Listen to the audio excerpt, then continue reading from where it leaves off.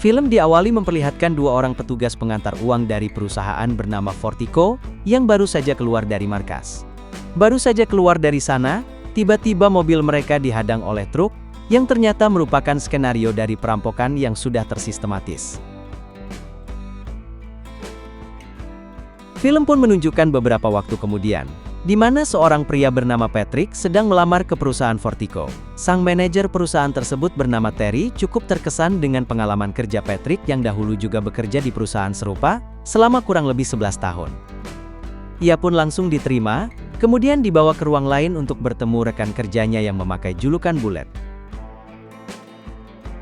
Jadi para pengamanan di Fortico ini semua menggunakan nama samaran, termasuk Hills yang dari sini kita akan sebut sebagai Edge. Singkat cerita, kemampuan lapangan, fisik, menembak hingga mengemudi untuk lulus tes orang-orang membutuhkan nilai 70, dan lulus dengan nilai yang pas-pasan. Begitu lulus, Edge pun ditemani Bullet untuk masuk ke ruang ganti, dan berkenalan dengan para pegawai di sana. Terlihat orang kupung pitis, orang cukup sinis dengan kehadiran pegawai baru, dan karena Fortico ini tempatnya penyimpanan uang yang jumlahnya bisa sampai triliunan, makanya setiap mereka keluar masuk terdapat beberapa pintu akses yang cukup ketat. Memulai pekerjaan pertamanya, Patrick pun ditemani Bullet, dan Dave mendatangi beberapa titik hari itu untuk mengambil uang dari berbagai perusahaan. Namun sepanjang perjalanan, Dave tak berhenti menyindir Edge yang ia kira tak tahu apa-apa soal seberapa berbahayanya pekerjaan mereka. Singkat cerita, di penghujung hari mobil mereka berhasil diamankan kembali masuk ke markas. Untuk masuk ke dalam mobil ini harus melewati beberapa pengecekan. Dan begitulah hari pertama kerja dari Edge. Maka dari itu, untuk merayakannya Bullet mengajaknya untuk nongkrong bersama teman-teman lainnya. Namun sebelum keluar dari sana terlihat Edge diam-diam mengawasi kartu identitas teman-temannya.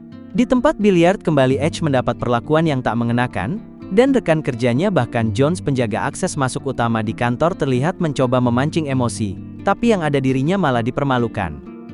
Keesokan harinya mereka kembali bekerja seperti biasa, kali ini Bullet sendirian pergi mengirim uang di sebuah kapal pesiar, sedangkan Dave dan Edge menunggu di mobil.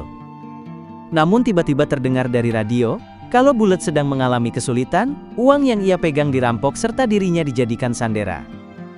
Dave yang biasa berani sekarang malah jadi terlihat sangat panik, ia bahkan sempat ingin melarikan diri. Di saat itu Edge malah bersikap sebaliknya, ia terlihat sangat tenang, dan ia pun meminta Dave untuk tenang dan mengikuti permintaan dari para perampok, di mana mereka diminta ke suatu tempat untuk menyelamatkan Bullet. Sesampainya di sana para perampok menyuruh mereka memindahkan seluruh uang yang ada di mobil. Dengan santai Edge mengikuti itu semua, namun tiba-tiba ketenangan Edge dalam eksekusi para perampok bisa dibilang luar biasa, bahkan Dave yang tadinya tenggil hanya bisa terdiam.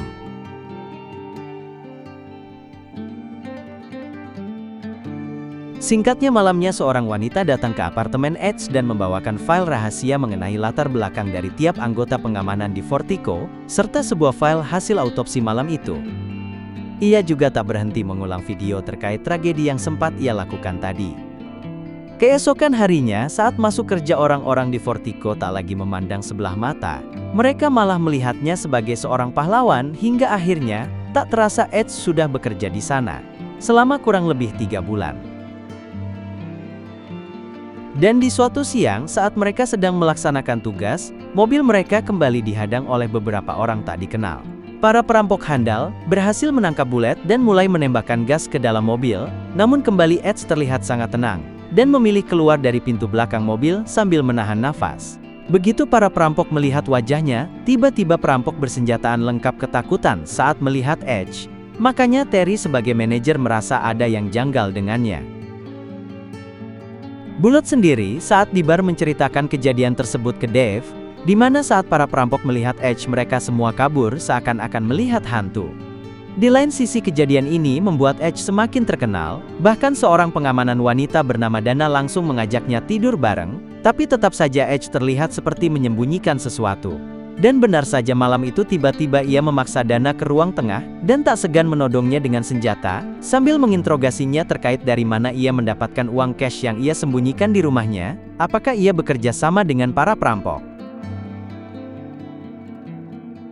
Untungnya Dana berkata jujur, kalau ia mendapatkannya secara tidak sengaja, karena kesalahan klien ataupun sistem di Fortico, dan selama ini ia tak pernah bekerja sama dengan para perampok.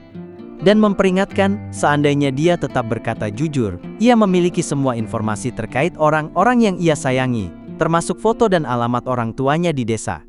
Film pun membawa kita ke masa lalu, kira-kira 5 bulan yang lalu, Edge terlihat sedang siap-siap menonton pertandingan basket bersama putranya yang bernama Dougie.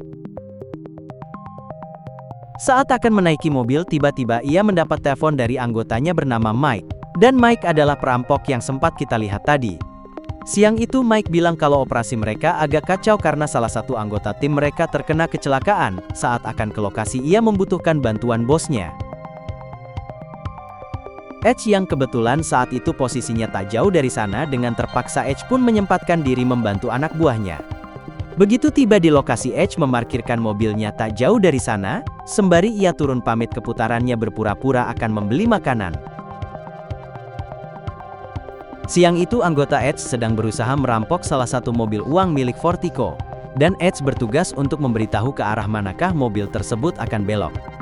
Begitu tugasnya selesai, mobil tersebut tiba-tiba dihadang oleh perampok lain, karena posisi putra Edge yang tepat di lokasi perampokan membuatnya dipaksa turun dari mobil. Salah satu perampok nampaknya tak ingin ada saksi di TKP, dan memutuskan untuk menembak Dougie. Edge yang berusaha menyelamatkan putarannya juga terkena tembakan. 3 minggu kemudian, setelah beberapa kali operasi karena terkena 4 tembakan, akhirnya Edge berhasil bangun dari kondisi koma. Sayangnya putranya tak semujur dirinya. Dougie adalah putra sematawayang dari Edge. Akibat kejadian itu istrinya menyalahkan Edge dan menganggapnya sebagai pembunuh anaknya sendiri. Akhirnya mereka berdua pun memutuskan untuk bercerai. Ia pun mulai menyusun rencana untuk menemukan pembunuh putranya, dimulai dengan menemui salah satu agen yang menjadi pimpinan bagi kedua polisi yang menginterogasi Edge di kemudian hari. Berdasarkan keterangannya, polisi belum juga menemukan pelaku ataupun clue siapa yang membunuh anaknya, namun ia memberikan beberapa list anggota mafia yang tersebar di kota tersebut.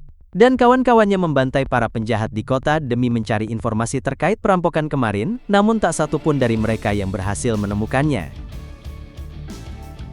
Singkat cerita, film pun kemudian menunjukkan beberapa orang mantan anggota militer yang sedang berkumpul membahas tentang betapa membosankannya kehidupan mereka. Grup ini dipimpin oleh pria bernama Jackson, dan sejak pensiun dari militer sehari-hari ia bekerja sebagai satpam di mall. Di tengah perbincangan, seorang anggota mereka yang sehari-hari bekerja sebagai kepala pengamanan seorang pengusaha bercerita kalau uang lemburnya belum juga dibayarkan. Setengah bercanda ia mengatakan ingin merampok uang bosnya, tapi ternyata perkataan itu dianggap serius oleh teman-temannya, dan akhirnya mereka melakukan perampokan tersebut. Sayangnya hasil curian mereka tak sebanyak yang diharapkan. Dari sinilah akhirnya mereka mencoba mencari target yang lebih besar, dan tak lain adalah truk pengantar uang menggunakan koneksi orang dalam. Mereka berhasil mengetahui pergerakan dari truk yang ingin mereka curi, dan dari sana operasi berjalan dengan sangat lancar. Film pun menunjukkan beberapa waktu kemudian, saat setelah pesta perayaan ulang tahun dari Jack, mereka kembali berkumpul, dan Jack kembali memberitahu anak buahnya kalau mereka akan ada proyek baru. Kali ini truk pengantar uang yang mereka incar, nilainya 6 kali lipat dibanding yang kemarin. Tapi dari mana Jack bisa tahu semua ini? Dari orang dalam yang tak disebutkan namanya. Dia bilang kalau orang dalam ini juga merupakan mantan anggotanya sewaktu di militer dahulu. Singkat cerita, setelah 6 minggu mereka planning dan latihan. Akhirnya hari perampokan pun tiba. Mereka menyamar sebagai pekerja proyek, yang dari sini sebenarnya sudah bisa kita tebak kalau mereka inilah para perampok yang dicari selama ini. Saat hari kejadian itu sebenarnya semua berjalan lancar sesuai dengan rencana Jackson, namun salah satu anggotanya yang paling arogan bernama Jen terlihat panik karena pengamanan dari Fortico sempat memberikan perlawanan, dan karena wajahnya terlihat oleh Dougie, makanya dia juga ikut dihabisi. Setelah merampok, Jackson dan anggotanya vakum tanpa pergerakan kurang lebih selama 5 bulan, dan kali ini, mereka kembali berkumpul karena akan kembali melakukan aksi perampokan besar-besaran. Mereka tak lagi mengincar truk pengantar uang, namun yang akan mereka rampok adalah isi brankas dari Fortico itu sendiri. Jika berhasil, mereka bisa mendapatkan uang sampai triliunan, tapi tentu saja semakin besar keuntungannya, semakin besar juga risikonya. Rencana mata mereka ini muncul berkat bantuan orang dalam Fortico sendiri, yang tadi Jackson sempat sebutkan. 3 minggu kemudian hari eksekusi pun tiba, Jackson sendiri berpamitan ke istri dan anaknya yang tak tahu apa-apa soal aksi gilanya. Dari sana ia sempat singgah untuk menjemput Jen. Melihat isi apartemen Jen dipenuhi barang-barang mewah, Jackson sempat emosi, karena hal itu bisa membuatnya dicurigai kepolisian. Di lain sisi minggu itu, brankas di Fortico sedang penuh-penuhnya, pengamanan di sana pun ditingkatkan. Singkat cerita hari itu, setelah mengantar uang ke beberapa titik bulet, terlihat gelisah dan pada akhirnya, ia pun memberitahu Edge kalau dirinya selama ini adalah orang dalam dari para perampok. Tentu Edge sebenarnya sangat gembira. Akhirnya bisa menemukan orang yang selama ini ia cari, namun ia mencoba bersikap tenang dan menggali informasi lebih dalam.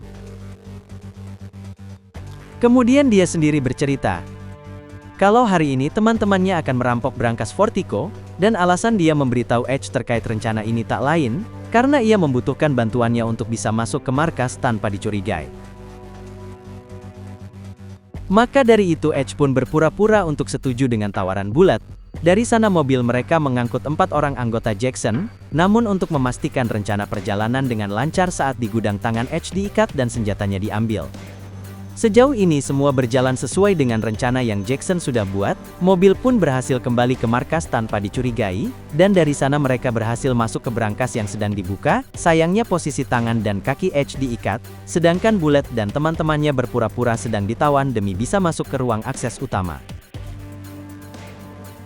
Para penjaga di sana akhirnya terpaksa memberikan perlawanan, sekalipun Jackson dan kawan-kawannya mengenakan pakaian anti peluru bukan berarti mereka sepenuhnya aman dari tembakan, salah seorang di antara mereka pun tumbang, tapi misi berhasil, di mana pintu akses agar mobil utama mereka bisa masuk ke markas, berhasil dibuka.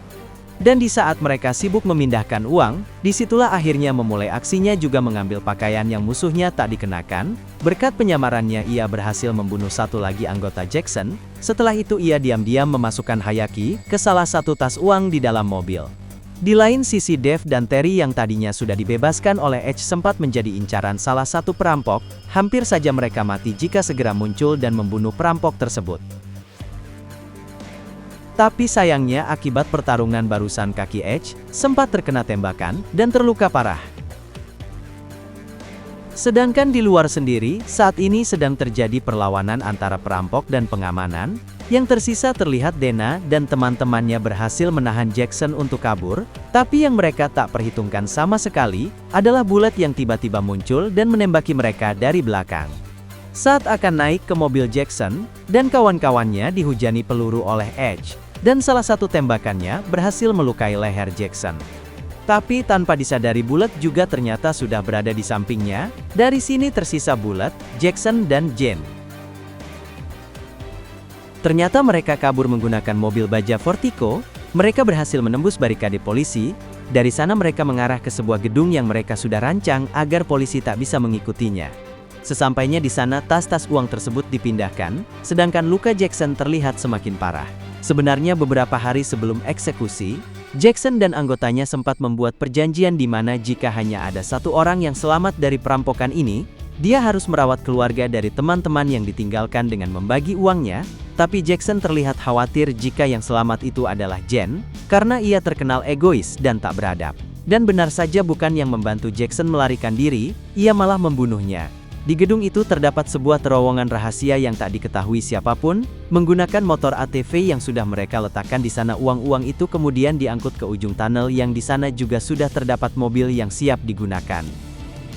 Di akhir aksi ini sebenarnya Bullet ingin mengkhianati Jen, tapi ternyata dan rencana pelarian itu pun berhasil, tak satu pun polisi yang berhasil melacak keberadaan Jen. Malam itu sehabis mandi Jen yang sedang minum-minum tiba-tiba dikagetkan dengan dering telepon dari salah satu tas uang miliknya, dan ternyata Jen mengira kalau Edge di sana karena ingin mengambil uangnya, padahal Edge hanya ingin Jen membacakan sebuah berkas yang tak lain adalah hasil autopsi dari putranya, terkait di mana saja peluru menembus tubuhnya, hingga akhirnya meninggal. Dan dari sana Edge pun memberikan balasan yang setimpal. Dan begitu keluar dari sana pimpinan polisi yang kita lihat tadi telah menunggunya untuk mengangkut jasad Jane, dan dengan film pun selesai.